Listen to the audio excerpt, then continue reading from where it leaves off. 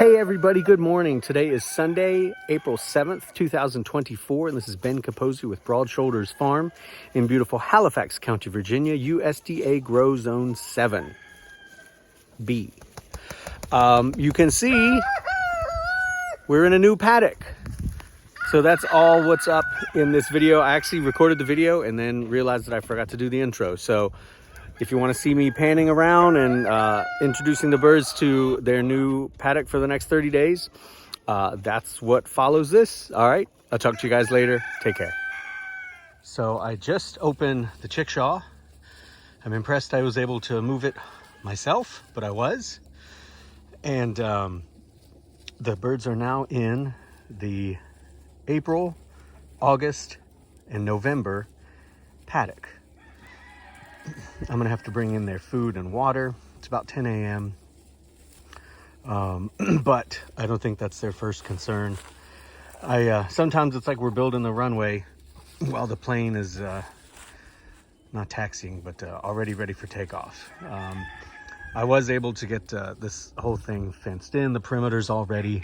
And I've started clearing out some of the fallen apple tree you can see up there, but I'm just gonna have to work around the kiddos, which is fine. They seem excited to be in a new spot.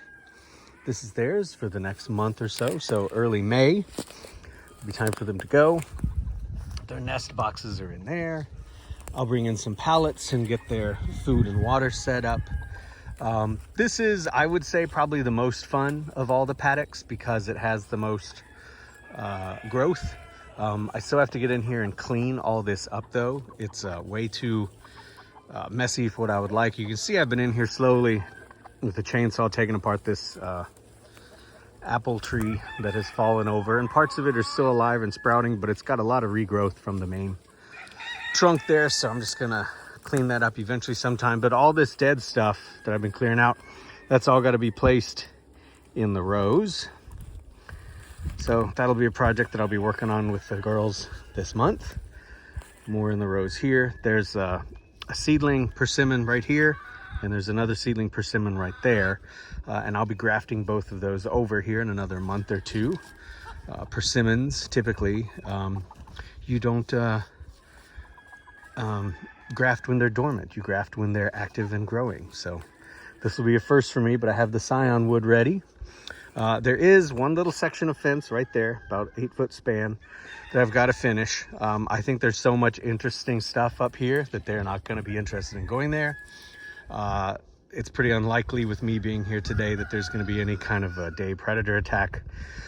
But I'm not going to leave this open all day. This will be my next project once I finish this video, to get a segment and finish that.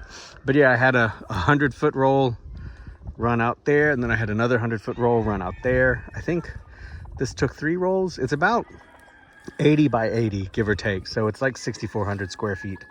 All their paddocks are roughly 6,400 square feet, except for the next one that they'll be going into, which is, the dimensions are a little different. It's not 80 by 80, but I think it's still at least 4,000 to 5,000 square feet. But anyhow, so yes, I'll be clearing all this up, and just so you can see, it's not just this spot here. Hello, little Heritage Delaware hen from Murray McMurray. And you, I think you're a little Welsummer. Wait, is that right? I don't think so. Excuse me. Hi, boys and girls. Now, the real trick or challenge with this spot is going to be, will they all go back to bed tonight? And that's largely going to be a function of me getting in here and cleaning this up, so that the most appealing places for them to roost at night is back in their house and not over here. So that's a challenge for this paddock, but you know, it is what it is. So the rosin, pretty much the whole orchard, are built on these established trees. These were planted, I guess, by my wife's grandfather, or perhaps, yeah, I think by my wife's grandfather. No idea what the varieties are. There were 4 in here. That one died. They were all in serious decline when I got here, just to be fair. But So this one, the one behind it, there's another one over there by that autumn olive shrub we'll go take a look at. But so here's a row. I've put chestnuts in back here. There's another row that's going up through here that ends with a persimmon that a seedling persimmon that I'll also be grafting over. I think the rows are about 20-foot spacing. Another row that goes through here. I'm hoping the chickens, while they're in here, in addition to clearing out the undergrowth, and I'll be coming in here with my my brush tool on the weed whacker and starting to cut down all these canes. But I'm really hoping that they'll help to set back the honeysuckle, which is kind of rampant on the farm, at least my section of the farm. It's creeping in from the woods, but we're gonna get it. And then the final row over here along the fence line, and there's pear, apple, Rosianka persimmon. There's another apple up there. There's an Asian persimmon up there. I had more to work with, and so that's the paddock they just came from, and there are not a lot of landmarks in there, so I was really able to kind of set the tone or set the layout. But over here I had these established things to work with. That's a mulberry that I planted, gosh, 3 or 4 years ago and just ignored it. Glad to see that it's still there. There's an apple tree that got girdled right here. So and it's because I let this paddock get overgrown last year and I wasn't able to get in here and tend to it, so lost this tree, sadly. I was hoping that there might still be some viable wood that I might be able to graft. Maybe. It's pretty iffy. But this enormous autumn olive shrub was here. It's about 15 feet tall. There's another one right beside it, and I have actually cut this back. Last year I went in here and really tried to shape this and cut it up quite a bit, and I did that, and then of course it didn't fruit last year, but this year I see tons of flowers. I love the berries, the birds love the berries, so I'm hopeful that it will bounce back. Something just shot out from under there. I know there's something living in the undergrowth in here. I don't think it's anything like a possum or a raccoon. Not that I would see them during the day. I know that there are rats around, and I know that there are bunny rabbits galore. So, not really. Hi, baby. I've talked about this breed, I know, in posts on Facebook before, but this is a Dutch Brabanter. I absolutely love that breed. They are fantastic. The only major hatcher I know that has them is Ideal Poultry, and I don't know if they're going to continue to carry them, but if you have a chance to get these birds, please do. They're excellent foragers. It's a very old breed. I think they appear in paintings in like the 1500s. They're not a Polish, right? They don't have a giant top hat. They have a modest top hat, so they're still excellent at foraging. They're very thrifty eaters. They're very independent, but they will still let you pick them up and love on them. I didn't get that. Could you try again? It's because I'm not talking to you, Siri. They lay a beautiful white egg that is more round than your typical egg, and they lay really well. I'd say one every 2 days. But anyhow, great breed. I've got 3 of them. Here's an Easter egger. Hey, Buck. So a situation like this is good because this is where I've got, there's Pop, my Iowa Blue Roo. But a situation like this with pretty heavy undergrowth is great to have so many roosters. And I have 4 roosters in this group. I have a small, there's a bantam rooster in here.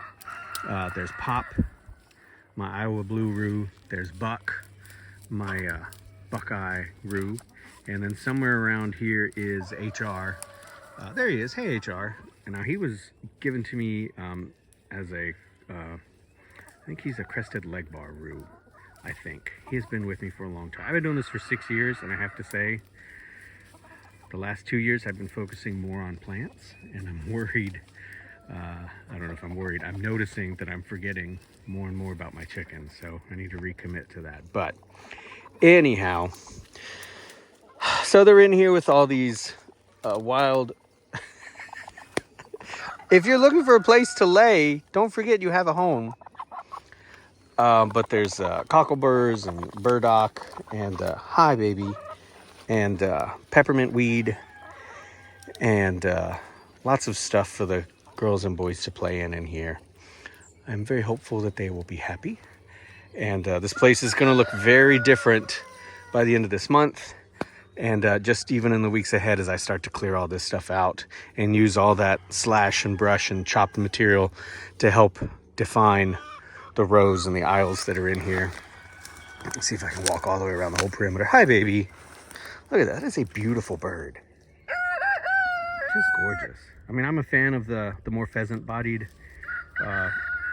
Dutch breeds anyhow. I've talked about this many times, but she's a golden Brabanter. There's also a cream Brabanter.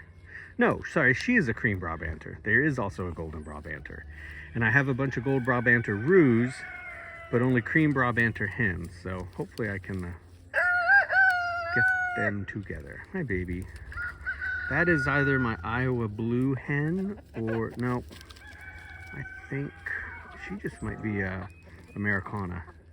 Just an Easter egger. Anyhow. Yeah, Buck's checking out the new perimeter. I need to get in here and mow.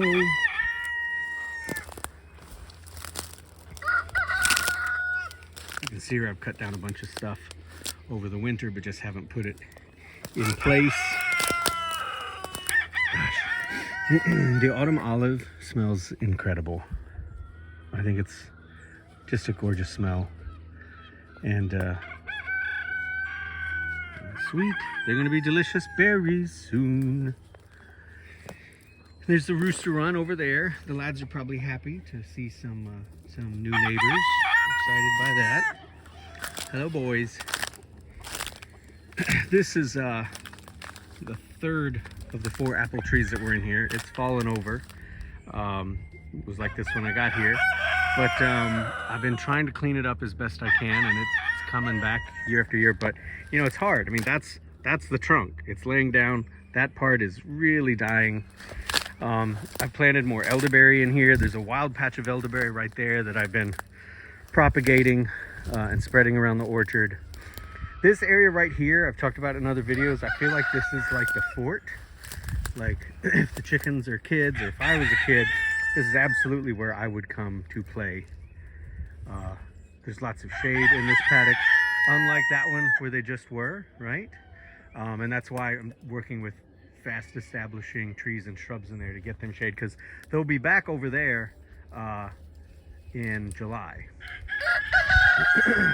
So, like, you know, some of the hottest time of the year. But then they'll be back over here in August.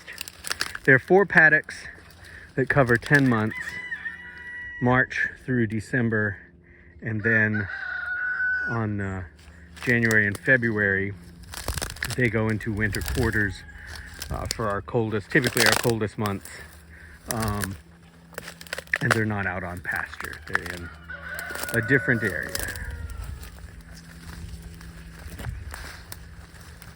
Yeah, see, I've got a big pile of slash in here to take care of.